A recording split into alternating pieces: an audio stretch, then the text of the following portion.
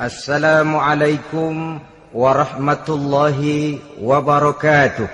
Waalaikumsalam warahmatullahi wabarakatuh. Bismillahirrahmanirrahim. Alhamdulillahi rabbil alamin. Wassalatu wassalamu ala ashrafil anbiya'i wal mursalin, Sayyidina wa maulana Muhammadin wa ala alihi wa ashabihil mujahidin at-tahirin, amma ba'du. Saudara-saudara kaum muslimin rahimakumullah. Pada pertemuan kali ini kita akan membicarakan riwayat Nabi Adam alaihi salam.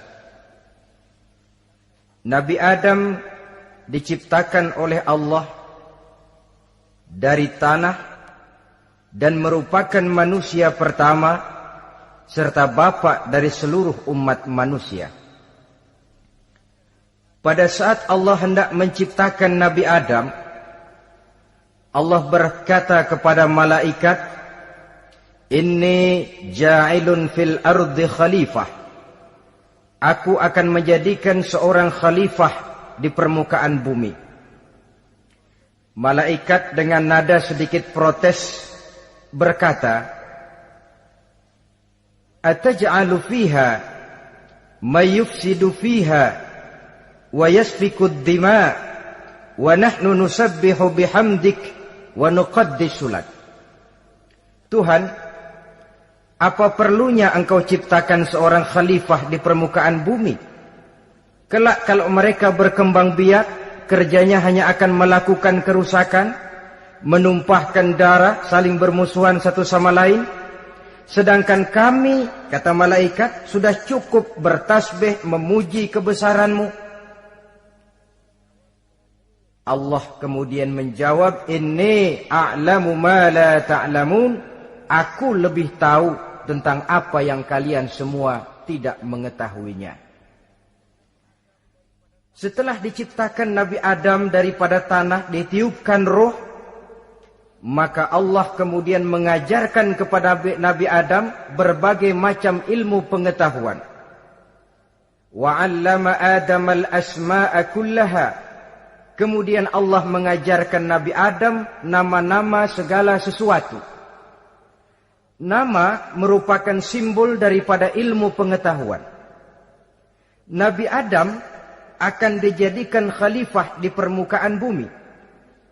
Maka dibekali oleh Allah Subhanahu wa taala al-asma'a kullaha, nama-nama segala sesuatu. Yang dimaksud di sini ialah al-ulumal katsirah, ilmu pengetahuan yang banyak. Malaikat pada mulanya protes. Kami kan sudah cukup bertasbih Tuhan. Kami kan sudah cukup memujimu. Untuk apa lagi membuat manusia sebagai khalifah di permukaan bumi? Seolah-olah malaikat tidak setuju. Allah yang maha tahu rahasia segala sesuatu memberikan vonis, aku lebih tahu tentang apa yang kalian semua tidak tahu. Oleh karena Nabi Adam dipersiapkan untuk menjadi seorang khalifah di permukaan bumi, maka dibekali oleh Allah dengan ilmu pengetahuan. Begitu Nabi Adam dan begitu kita. Karena bukan cuma Nabi Adam, kita pun oleh Allah dijadikan sebagai khalifah-khalifah di permukaan bumi ini. Yang nilai kekhalifahan kita bergantung kepada kondisi kita masing-masing. Ada orang yang menjadi khalifah level internasional, menjadi pemimpin dunia Islam. Ada orang menjadi khalifah level nasional saja. Ada khalifah tingkat kota saja, ada khalifah tingkat kecamatan, ada khalifah tingkat RW, RT, sekurang-kurangnya khalifah untuk tingkat rumah tangga masing-masing. Nah, tanpa membekali diri dengan ilmu pengetahuan, jangan berharap kita akan bisa melaksanakan tugas sebagai khalifah di permukaan bumi ini. Apapun saja, Nabi mengajarkan man aradad dunya fa'alaihi bil ilmi wa man aradal akhirata fa'alaihi bil ilmi wa man aradahuma fa'alaihi bil ilmi. Siapa yang menginginkan dunia harus dengan ilmu. Yang menginginkan akhirat juga harus dengan ilmu. Yang menginginkan dunia akhirat juga harus dengan ilmunya. Tanpa dasar ilmu, maka manusia tidak akan bisa menjalankan tugas kekhalifahan. Setelah diajarkan Adam nama segala sesuatu, dikonfrontir, dihadapkan dengan malaikat. Hei malaikat, kalau tadi kamu bilang buat apa perlunya menciptakan khalifah? Nih bentuknya. Adam. Sekarang hei malaikat, coba kamu sebutkan nama segala sesuatu ini yang ada di sini ini. Malaikat berkata, Subhanaka la ilma lana illa ma 'allamtana. Ya Allah, kami tidak punya ilmu, kami tidak tahu semua itu kecuali apa yang telah Engkau ajarkan kepada kami. Kalau kamu tidak sanggup, Adam, sebutkan nama-nama semua itu. Adam menyebutkannya dengan lancar. Ketika itulah Allah memerintahkan malaikat untuk sujud kepada Nabi Adam alaihi salam. Sujud di sini bukan sujudul ibadah, sebab sujud ibadah kepada yang selain Allah haram. Tapi sujud di sini sujudut tawadhu' i'tirafan bifadli Adam. Sujud merendahkan diri sebagai pengakuan terhadap keutamaan dan kelebihan Nabi Adam. Maka orang yang banyak ilmunya lebih utama dari orang yang hanya banyak ibadahnya. Bahkan iblis lebih takut kepada orang alim yang sedang tidur daripada orang goblok yang lagi ibadah. Model ini diceritakan dalam Ihya-nya Imamul Ghazali. Iblis masuk ke masjid mau menggoda orang lagi sholat. Sudah masuk di pojok masjid, dia lihat orang lagi tidur. Ngacir iblis keluar, cepat benar. Pucat mukanya. Ketemu di jalan sama temannya. Kenapa lari, Mas?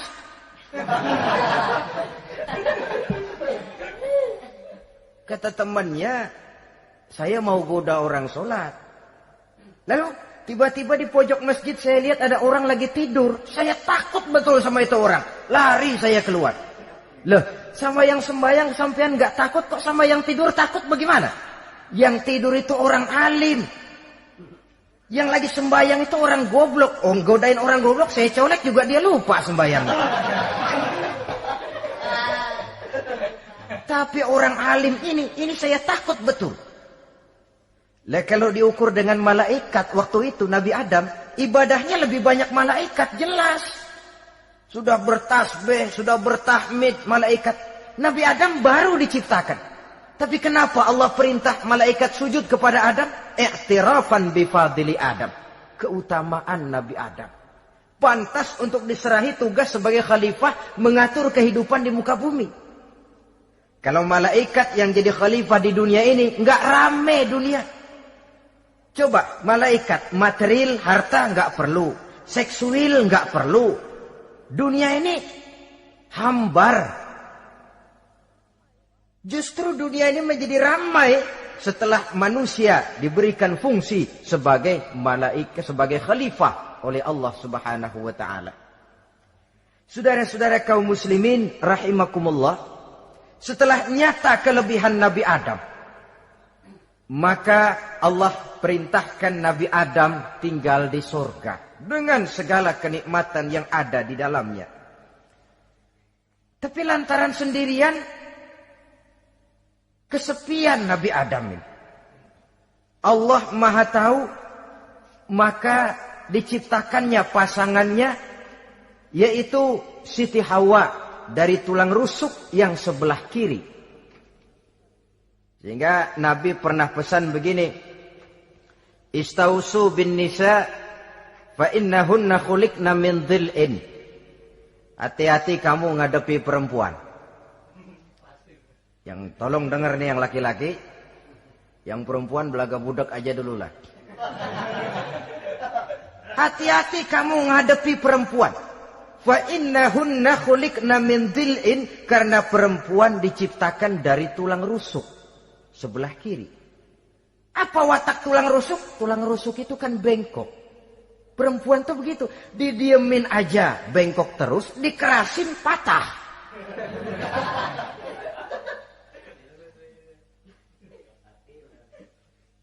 Saudara-saudara, di sini kita ambil satu hikmah bahwa ternyata yang bikin hidup terasa enak karena di sekitar kita banyak orang lain.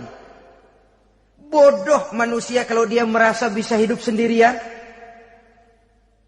Tinggal di tengah kampung tapi gayanya gaya orang tidak mau kenal dan tidak mau tahu sama tetangga. Jangankan di dunia, di sorga saja Nabi Adam karena sendiri, kesepian. Apa saudara mau tinggal di Jakarta? Apa saja di Jakarta, sudahlah milik saudara. Hotel Indonesia dikasih saudara, Hotel Borobudur punya saudara, Monas buntel bawa pulang. Semanggi ambil, tapi di Jakarta saudara tinggal sendirian. Kira-kira enak nggak? Ternyata yang bikin hidup terasa nikmat karena di sekitar kita banyak orang lain. Begitulah Allah ciptakan Siti Hawa. Setelah diciptakan Siti Hawa, natur manusiawi. Nabi Adam mau main pegang aja. Kata Allah, hai Adam, jangan kau sentuh sebelum kau bayar maharnya. Maharnya apa ya Allah? Maharnya an tusalli ala Muhammadin sallallahu alaihi wasallam. Maharnya kau bersolawat kepada Nabi Muhammad. Manusianya belum lagi diciptakan tapi namanya sudah ada. Nurnya sudah ada. Bahkan dijadikan mas kawin antara Adam dengan Hawa. Karena itu dalam Islam sebenarnya urusan kawin itu bukan yang sulit. Maka jangan dipersulit. Tapi juga jangan digampang-gampangin.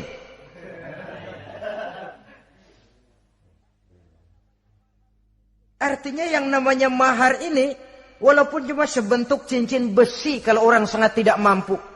Bahkan dengan mengajarkan Fatihah saja sah sudah. Saya terima nikahnya Fulanah binti Fulan, dengan mas kawinnya saya ajarkan dia surah Fatihah. Kalau memang kere betul, tidak punya apapun, sah sudah. Agama ini mudah, karena itu jangan dipersulit, tapi juga jangan digampang-gampangin.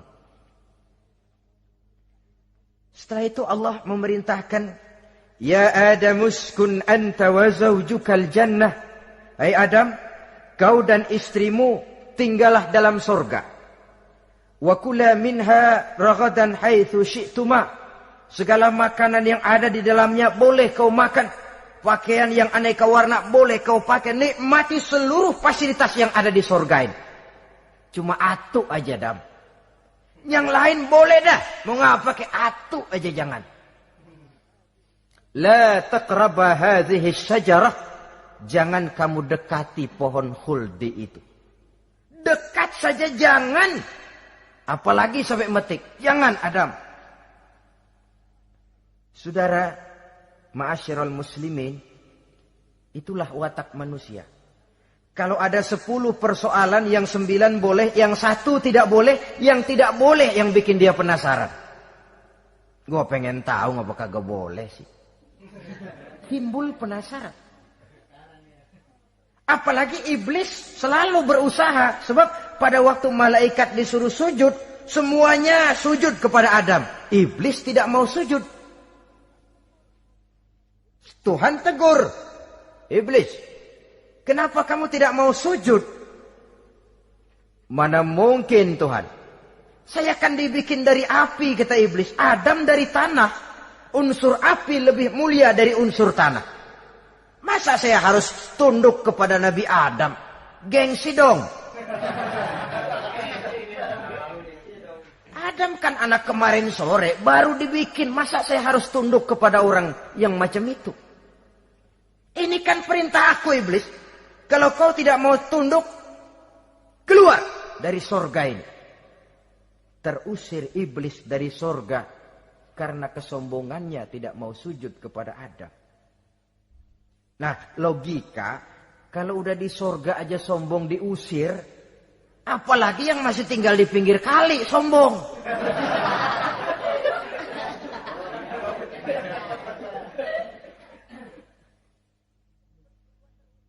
Tapi sejak peristiwa terusirnya itu, iblis bikin proklamasi. Apa proklamasi iblis? Rabbi fanzirni ila yaumi yub'asun. Ya Allah, gara-gara Adam saya diusir dari surga. Saya minta kepadamu ya Allah, beri saya kesempatan sampai hari manusia dibangkitkan. Kata Tuhan, innaka minal munzarin. Oke, silakan. Mau apa iblis? Rabbi bima aghwaytani la uzayyinanna lahum fil ardi wa la ughwiyannahum ajma'in. Ya Tuhan, disebabkan engkau telah menyesatkan aku, akan aku hiasi mereka manusia dengan kejahatan yang ada di muka bumi ini, dan aku akan sesatkan mereka semua. Ini proklamasi iblis. Gara-gara Adam saya terusir dari surga, maka sejak saat ini Adam dan seluruh keturunannya musuh bebuyutan saya. Akan saya lakukan segala macam cara untuk menggelincirkan manusia agar mereka menjadi orang yang engkau murkai ya Allah.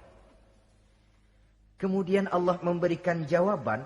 Dialog ini saudara bisa lihat dalam surah Al-Hijr ayat 40, 41 sampai 44. Kata Allah apa? Inna ibadi laisa laka alaihim sultanun illa man ittaba'aka minal ghawin. Silahkan iblis. Yang lain barangkali bisa kau goda. Kecuali hamba-hambaku yang benar-benar hambaku, engkau tidak akan punya daya mempertipu mereka. Engkau tidak akan punya kemampuan menggelincirkan mereka. Kecuali kalau memang mereka sudah mau ikut pengaruhmu. Sepanjang mereka benar-benar menjadi hambaku, kata Allah. Hamba Allah yang sebenarnya, mereka di luar kekuasaanmu iblis. Tapi kalau mereka sudah turun menjadi hamba harta, hamba dunia, hamba pangkat, budak jabatan, mereka itu yang bisa kau gelincirkan. Selama mereka masih tetap sebagai hambaku, kata Allah, mereka di luar jangkauan kekuatan dan kekuasaanmu iblis. Nah, sejak saat itu kan iblis selalu nyari jalan, nyari lantaran bagaimana Adam nih supaya dia tergelincir. Gara-gara dia saya diusir dari surga. Nguping terus iblis. Sampai akhirnya dia dapat berita tentang dilarangnya Nabi Adam mendekati pohon khuldi itu. Satu hari dengan muka sedih, ya, iblis itu the best actor. Aktor ulung dia. Dengan roman muka sedih, dia datang kepada Nabi Adam dan Siti Hawa. Kata Nabi Adam, iblis, ente kok tampangnya demek amat sih?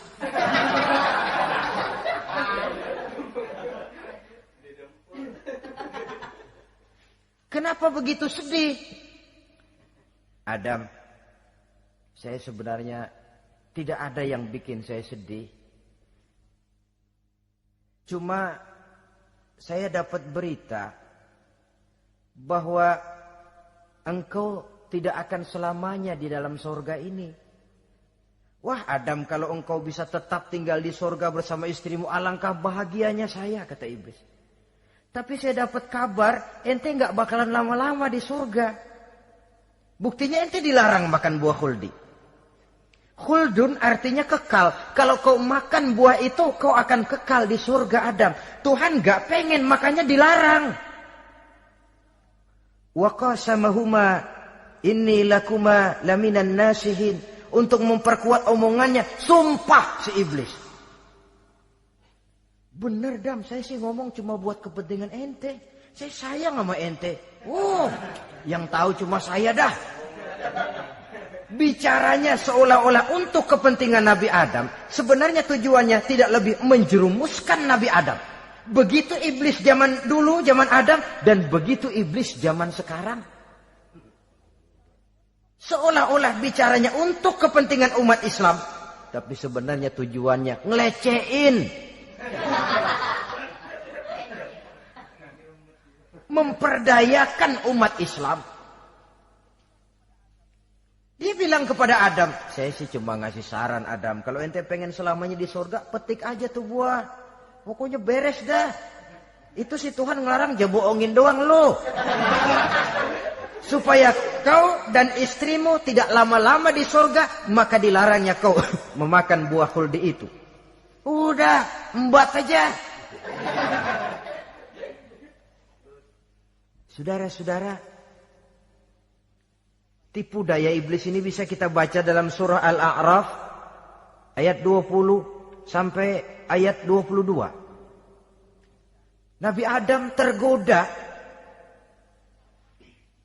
ditambah oleh bujuk rayu Siti Hawa.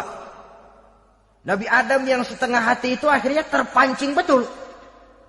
Sebab itu perempuan, walaupun peranannya tidak begitu kelihatan, tapi memang sangat menentukan. Tidak ada seorang suami bisa sukses jadi apapun dia tanpa peran serta istrinya. Karena itu sebagai muslim, kita punya teman hidup dan kita punya lawan hidup. Siapa teman hidup kita? Dalam arti sempit, teman hidup kita istri. Kalau dia istri tentu suami yang taat kepada Allah dan Rasulnya. Dalam arti luas, teman hidup kita ialah setiap muslim. Setiap orang yang pandangan hidupnya sama dengan kita. Itu teman hidup. Lalu lawan hidup kita siapa? Lawan hidup kita secara mutlak iblis dalam segala bentuknya. Iblis yang berbentuk halus, ini ngusirnya rada lebih gampang. Konon ya, iblis setan itu kalau dengar orang azan kan lari. Takut dia, dibacakan bismillah, minggir. Yang sulit diusir ini iblis yang berbentuk manusia. Diazanin nyengir.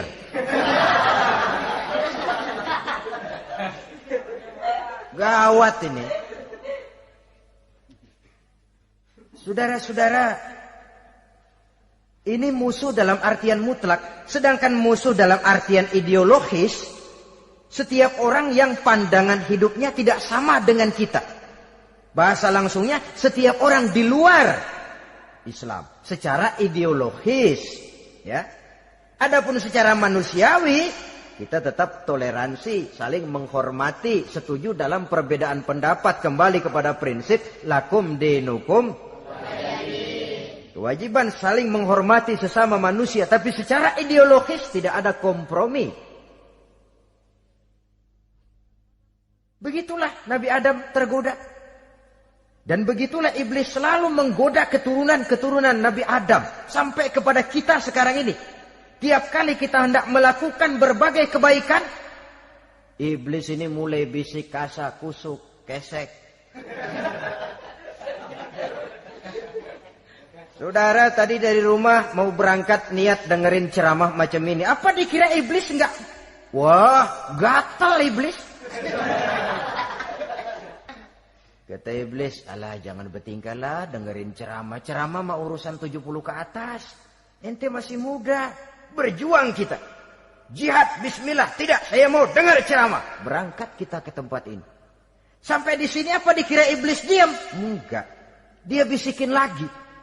Iya, lu hadir ke sono dah. Cuma nyampe sono lu ngomong aja dah. Ustadz mah jangan didengerin, ngomong aja udah. Perang lagi jihad, saya nggak mau ngomong, mau dengerin betul-betul. Kata iblis, iya lu dengerin dah, jangan ngomong, cuman pules.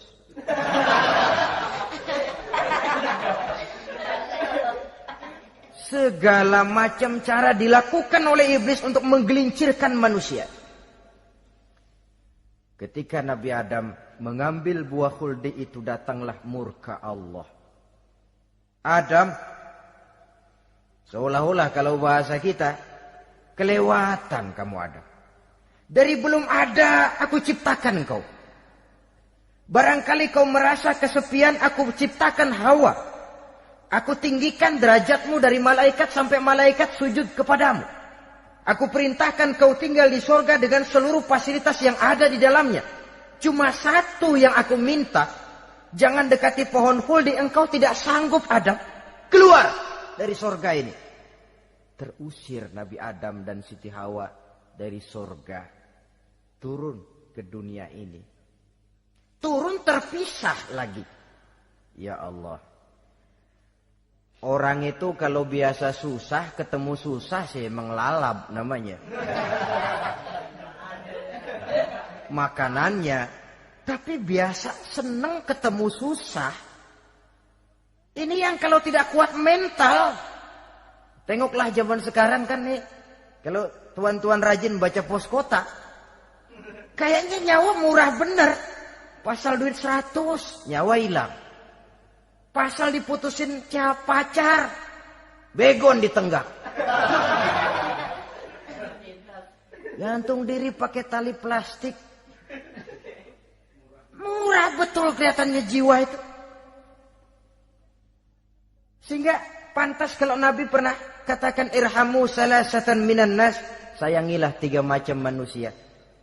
Pertama, azizan zalla, orang mulia yang jatuh hina. Pejabat tinggi kalau pensiun kesian bener. Ya Allah. Udah nggak ada yang ngasih hormat, tanda tangan nggak laku. Azizan zalla. Orang mulia yang jatuh hina. Yang kedua, ghaniyan qad iftaqara. Orang kaya jatuh miskin.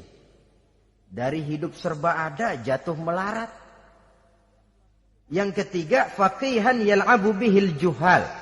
Ahli fikih ngerti hukum tapi dipermainkan oleh orang-orang bodoh yang kebetulan punya kekuasaan. Kalau keluar fatwa sesuai dengan pesan sponsor. Yang halal bisa jadi haram, yang haram dibikin remeng-remeng. Ahli fikih dipermainkan oleh orang bodoh. Kasihan betul. Terpisah Adam dengan Hawa ini. Adapun Nabi Adam turun menyesal dengan seluruh kesalahannya. Sujud, taubat, menangis. Menurut riwayat 300 tahun beliau sujud. Seraya membaca Rabbana zalamna anfusana wa illam taghfir lana wa tarhamna lanakunanna minal khasirin. Ini doanya Nabi Adam. Ya Allah, kami telah zalim kepada diri kami sendiri. Andai kata engkau tidak kasihan, tidak memberikan ampun kepada dosa yang kami lakukan, sungguh kami termasuk ke dalam golongan orang-orang yang rugi. Ini yang dibaca Nabi Adam dalam taubatnya.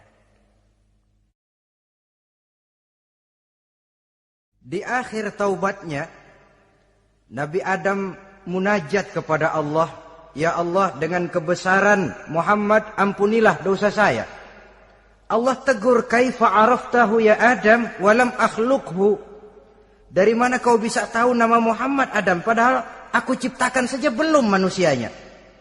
Kata Nabi Adam, pertama ketika engkau ciptakan saya, engkau tiupkan ruh ke dalam jasad saya, terbuka mata saya memandang ke bawah arasmu. Di sana nampak dengan jelas tertulis di kaki arasmu, La ilaha illallah Muhammadur Rasulullah.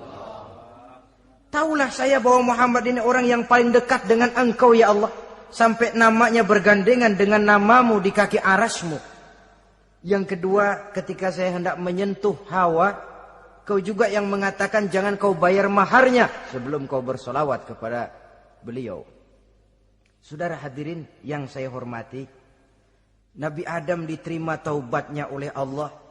Kemudian dipertemukan kembali dengan Siti Hawa setelah sekian lama berpisah. Pertemuan itu terjadi di satu dataran luas, di satu padang yang luas, yang sampai sekarang dinamakan dengan Padang Arafat. Tempat para ibadah haji melakukan wukuf, yaitu puncak pelaksanaan ibadah haji. Dan pertemuan itu sendiri terjadi di atas sebuah bukit kecil yang diabadikan dengan nama Jabal Rahmah di kawasan Arafat itu. Di atas Jabal Rahmah itu ada satu monumen kecil untuk mengabadikan pertemuan Nabi Adam dengan Siti Hawa. Lalu tinggallah keduanya di permukaan bumi ini. Oleh Allah diberikan karunia keturunan yang banyak. Dan tiap kali lahir kembar. Kembarnya laki perempuan, laki perempuan, laki perempuan. Dari sinilah berkembang biak manusia. Di mana di zaman Nabi Adam perkawinannya silang. Karena tentu tidak ada manusia lain. Perkawinan silang itu artinya kalau si A dan B, A ini laki, B perempuan, kemudian lahir kembar kedua antara C dengan D, maka begitulah yang A dikawinkan dengan D, yang C dikawinkan dengan B. Perkawinan silang. Tidak boleh perkawinan yang kembar sama waktu dilahirkan. Nah, di antara putra-putra Nabi Adam yang kemudian juga membuat sejarah, yaitu Habil dan Qabil. Habil, saudara kembarnya namanya Labuda, perempuan. Qabil, saudara perempuannya Iklimah. Menurut hukum perkawinan waktu itu harus silang. Habil harus kawin dengan Iklimah dan Qabil harus kawin dengan Labuda. Tapi Qabil protes. Dia kepengen kawin dengan saudara kembarnya sendiri. Dalam arti yang sama-sama dilahirkan dengan dia, yaitu Iklimah. Kenapa? Karena kebetulan rupa Iklimah ini lebih cantik daripada Labuda. Protes kepada ayahandanya Nabi Adam. Abah, saya tidak terima, saya harus kawin dengan Iklimah. Tidak Qabil, kamu harus kawin dengan Labuda. Enggak mau. Kenapa dengan Labuda? Kurang kece.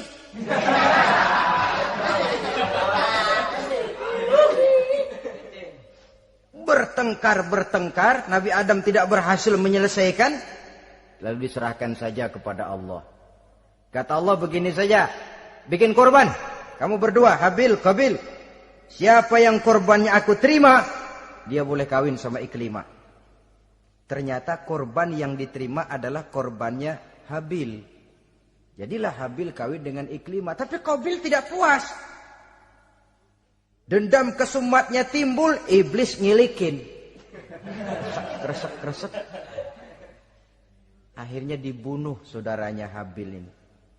Inilah sejarah pembunuhan pertama dalam kehidupan manusia. Qabil membunuh Habil. Habis dibunuh bingung. Bagaimana naruhnya ini mayat? Allah lalu memberikan petunjuk. Dalam Al-Maidah ayat 31 itu dijelaskan. Ada burung gagak berantem sama burung. Yang satu mati. Nah, oleh yang masih hidup, tanah ini dicakar-cakar sama kakinya dan sama paruhnya. Sehingga berbentuk lubang, bangkai saudaranya itu dimasukin ke lubang itu lalu diuruk lagi pakai tanah. Oleh cakar kakinya dan paruhnya itu. Sehingga Qabil, cara ini bisa. Itulah sejarah penguburan pertama dalam perkembangan manusia. Oleh karena itu,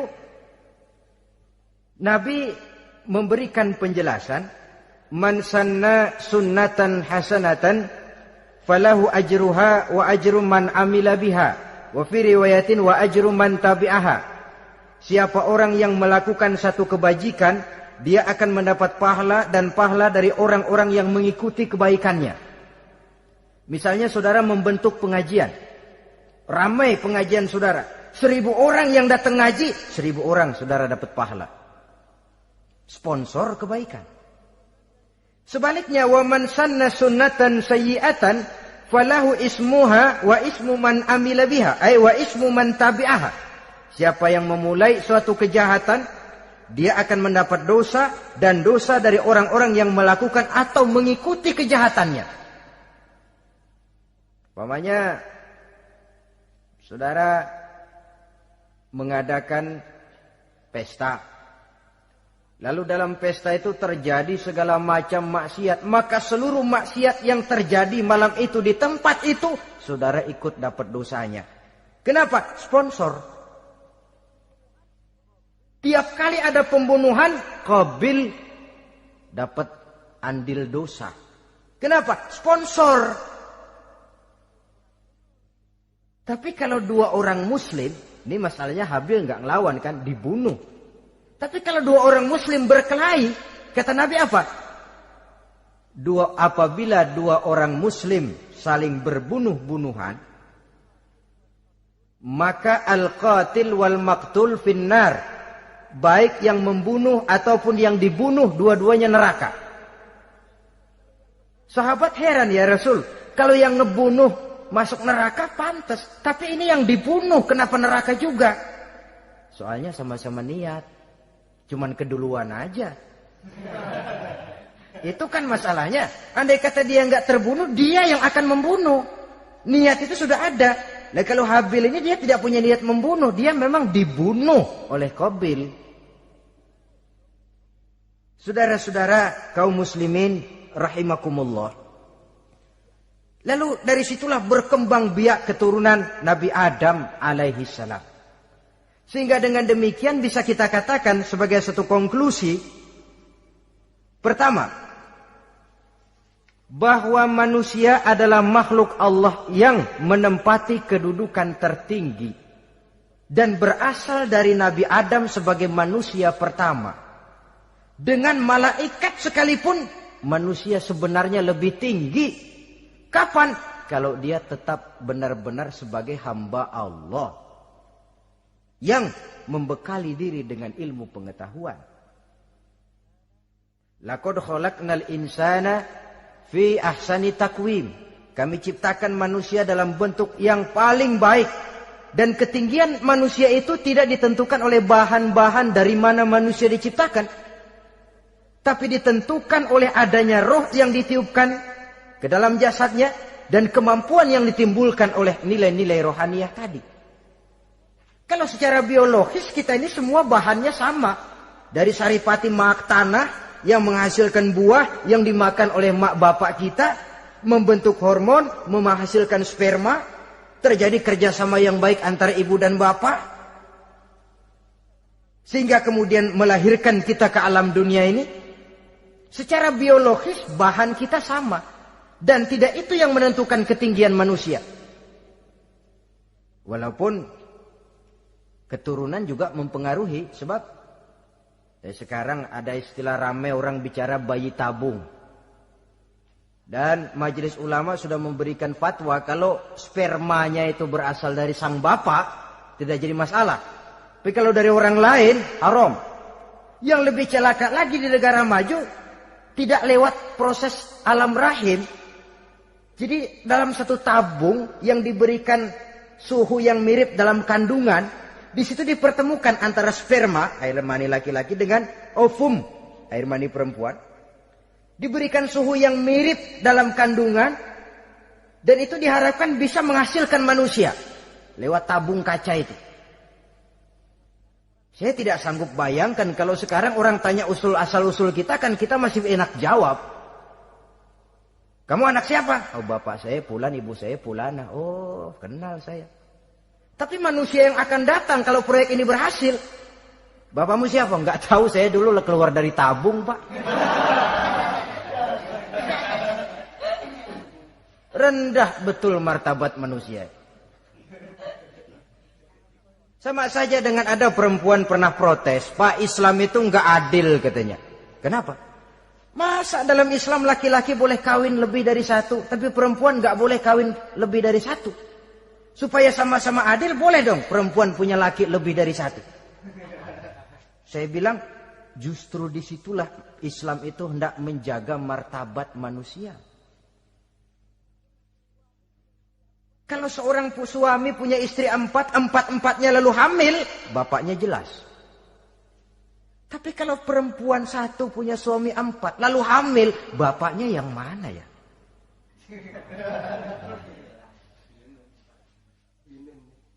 Rendah martabat manusia. Ketika si bayi lahir, ibunya lihat, ini jidatnya kayak si A ini. Sudah, ini anakmu saja nih, jidatnya jidat kamu. Kata, antar dulu jidat saya, tapi kuping B ini nggak mau saya. Terkatung-katung si anak tanpa tahu kemana dia mesti manggil bapak. Ibu daftarin anak ke sekolah, Pak Guru tanya lagi, ini bin siapa, Bu? Bingung lah, udah tulis, Bu, bin rame-rame.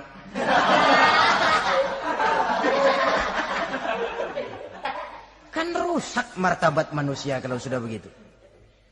Justru Islam ini menjaga ketinggian martabat manusia.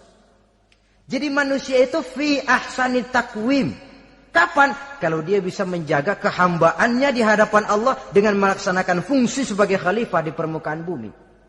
Tapi bila dia sudah tidak lagi menjadi hamba Allah, tidak lagi berfungsi sebagai khalifah, dia sudah masuk summa radadnahu asfala safilin. Kami kembalikan ke tempat yang paling rendah, lebih rendah dari binatang sekalipun.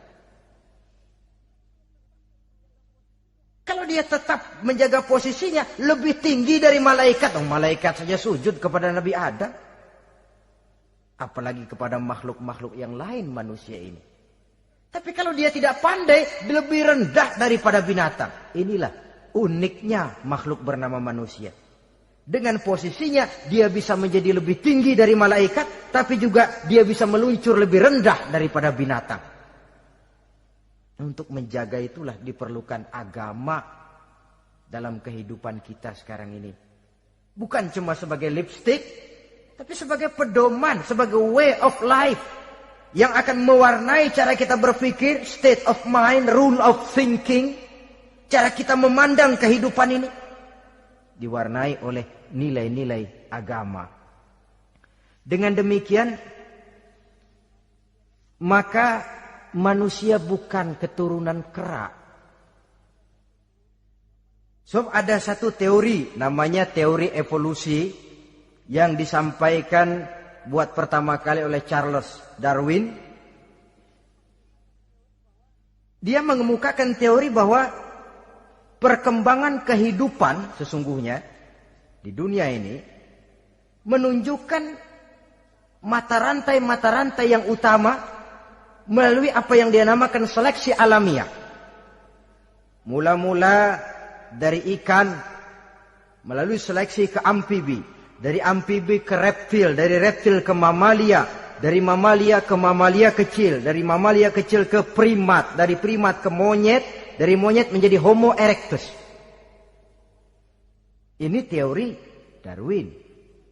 Tapi dia tidak jelas-jelas mengatakan bahwa manusia keturunan monyet, hanya seketurunan. Seketurunan kan tidak berarti keturunan. Begini saja. Toyota Kijang sama Toyota Corolla itu seketurunan. Tapi Corolla dengan Kijang kan lain. Cuma seketurunan. Dalam arti sumbernya sama. Makhluk yang tidak tahan seleksi alam oleh udara yang sangat dingin, perkembangan cuaca yang sangat panas, gempa bumi dan sebagainya, seleksi alam dia namakan, hilang, musnah dari peredaran.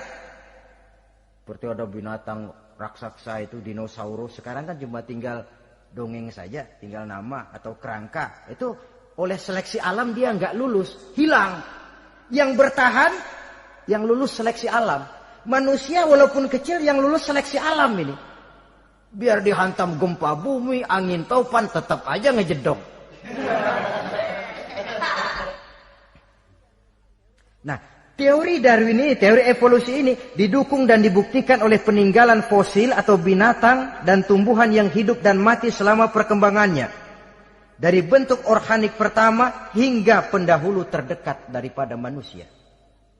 Tapi ada satu kelemahan dari pokok daripada teori evolusi ini. Pertama, garis perkembangan dari Homo erectus, yakni manusia jalan tegak, semacam gorilawi itu, sampai kepada manusia mutaakhir masih belum menentu. Artinya, okelah, kalau manusia seketurunan dengan kera, batas antara manusia yang wujud sekarang dengan manusia purba itu apa? Yang menjadi penghubung. Monyet tidak mungkin. Ini dianggap mata rantai yang hilang, missing link namanya dalam istilah ilmiahnya.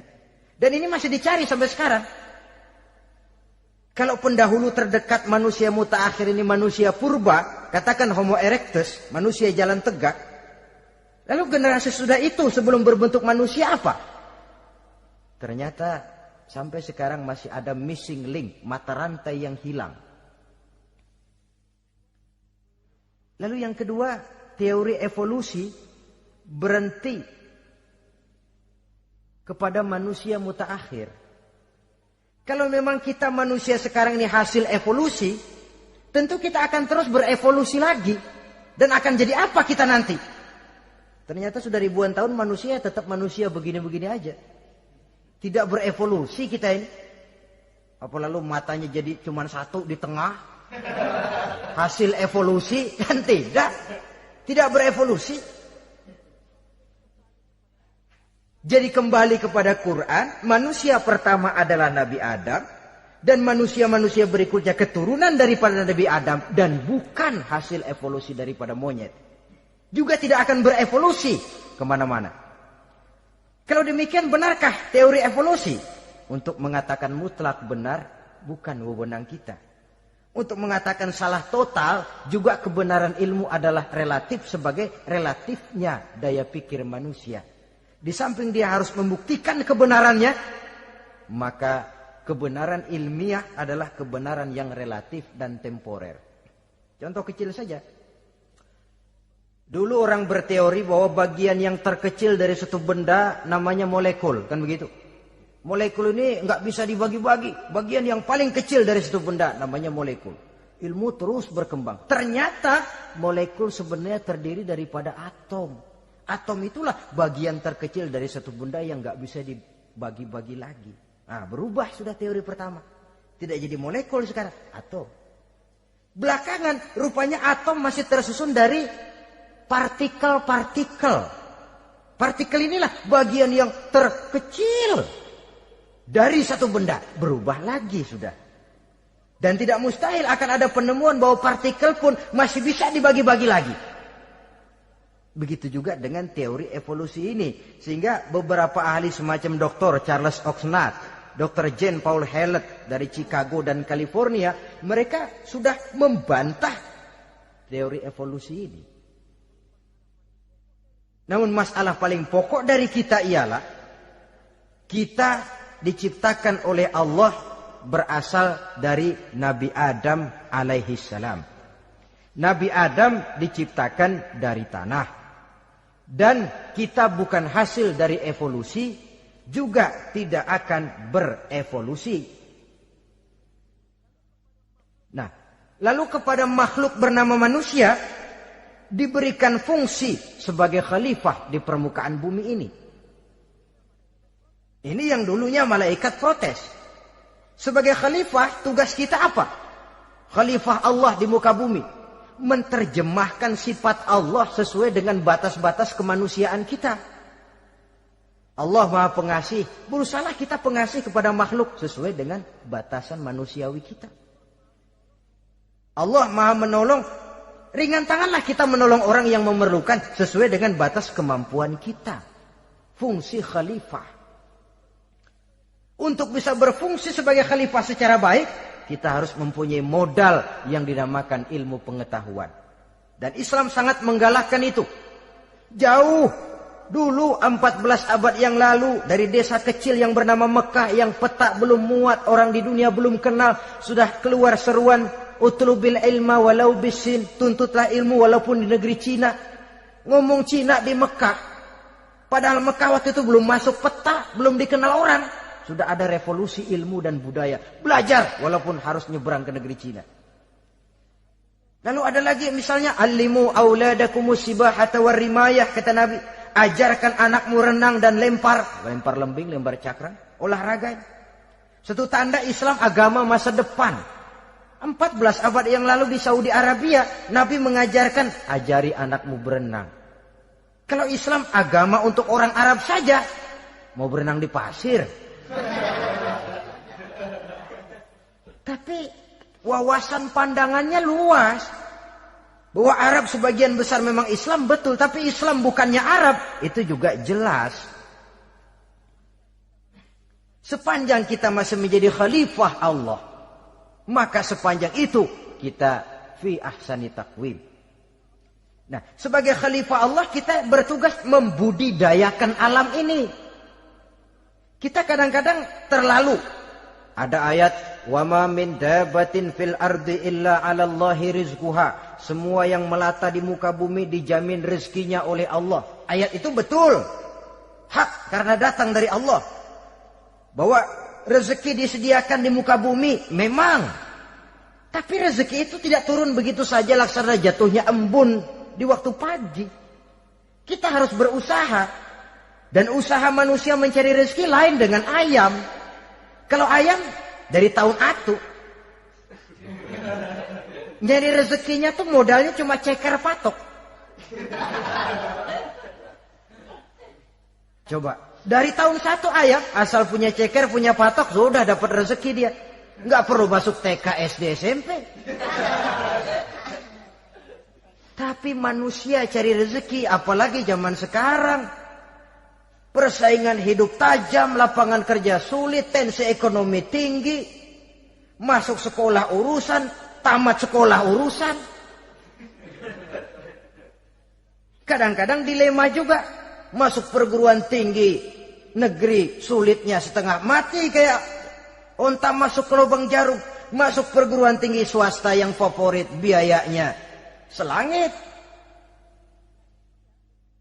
Artinya tanpa membekali diri dengan ilmu, keahlian, skill, kemampuan, fungsi sebagai khalifah sulit untuk bisa kita laksanakan. Saudara-saudara kaum muslimin yang berbahagia. Kalau fungsi khalifah ini mampu kita laksanakan, iblis putus asa sudah. Sebagai khalifah di satu pihak kita menyembah hanya kepada Allah, di lain pihak kita membudidayakan alam ini. Ada apa sih di perut bumi? Minyak, gas, timah, emas. Ada apa sih di lautan? Pelajari lewat oceanografi, membudidayakan alam. Air sungai supaya arusnya nggak mengalir mubazir. Ada manfaatnya, bisa menimbulkan energi yang menghasilkan tenaga listrik. Bisa mengairi persawahan, irigasi. Bikin apa? Bikin dam, membudidayakan alam. Tapi juga mengislamkan budidaya itu. Bahasanya mengkulturkan natur, mengislamkan kultur. Membudidayakan alam dan mengislamkan budi dan budaya manusia ini. Sehingga apapun yang kita kelola dari alam ini nantinya akan untuk menunjang tugas sebagai khalifah, sujud kepada Qadhi Rabbul Jalil. Saudara-saudara, maka bersyukur kita. Oleh Allah dijadikan manusia. Tidak pesan, terima beres, cantik.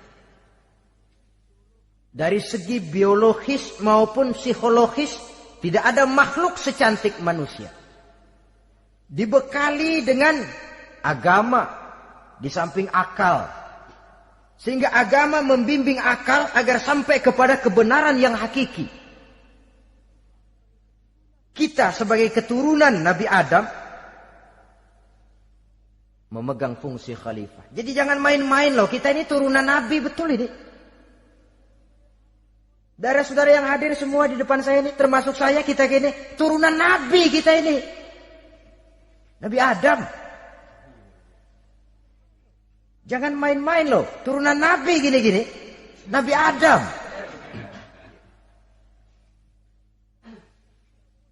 Sayang kalau posisi yang tinggi kita tidak melaksanakan fungsi yang tinggi. Sayang betul. Sebab itu manusia harus adil kepada dirinya. Dalam arti menjaga diri dari sesuatu yang bisa menghancurkan ketinggiannya dalam pandangan Allah. Jadi kalau kita sudah lemparkan diri ke meja judi, hanyutkan diri ke tempat mabuk, hancurkan diri di tempat maksiat, itu sudah tidak adil kepada diri sendiri. Tidak bisa menjaga ketinggian yang diberikan Allah kepada kita. Dikasih baju bersih, dicemplungin di comberan, diinjek-injek lagi. Kita ini diciptakan fi ahsani taqwim. Masa mau turun berbuat seperti binatang, itu makhluk rendah?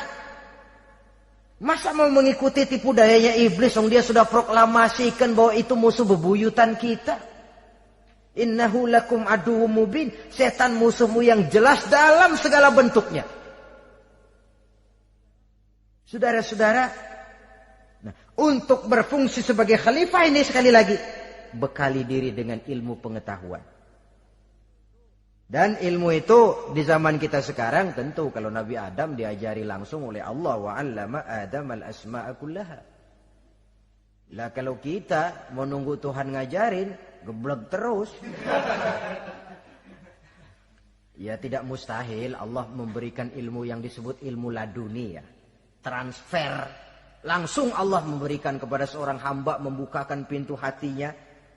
Tapi bukan potongan kayak kita yang dapat ilmu laduni macam begitu. Satu contoh, menurut ceritanya, Hadratus Syekh Kiai Hasyim Asy'ari itu kan ngaji beliau kepada Kiai Khalil, Bangkalan, Madura. Kiai Khalil ini wali. 2 tahun. Berguru di sana, enggak diajarin apa-apa. Cuma kalau pagi nyari rumput. Tiap hari 2 tahun akhirnya. Hadratus Syekh bilang, Kiai, saya kapan diajari? Sudah Hasyim, kau pulang saja. Insya Allah kau alim.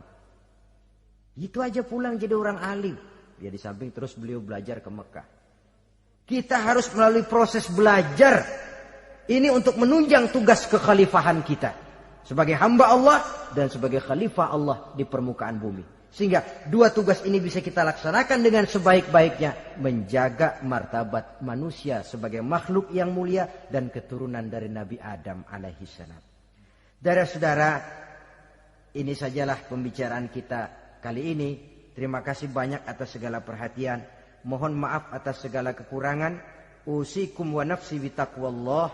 Aqulu qauli hadza. Wassalamualaikum warahmatullahi wabarakatuh.